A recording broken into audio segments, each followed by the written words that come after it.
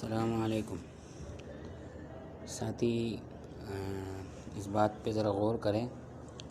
یہ جو ایک ہے اس میں ایک اینگل ہے اور دو میں دو اینگل ہیں.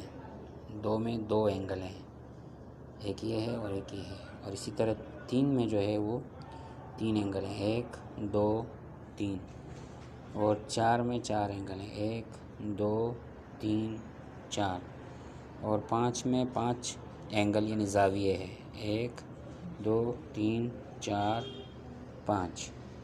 اور چھ میں چھ زاویے یعنی چھ اینگل ہیں، ایک دو تین چار پانچ چھ. اور سات میں جو ہے وہ سات اینگل یعنی سات زاویے ہیں، ایک دو تین چار پانچ چھ سات. اور آٹھ میں آٹھ اینگل یعنی آٹھ زاویے ہیں. اسی طرح نو میں نو اینگل یعنی نو زاویے ہیں. تو اس کو اچھی طرح جو ہے ساتھی نوٹ کر لیں. السلام علیکم.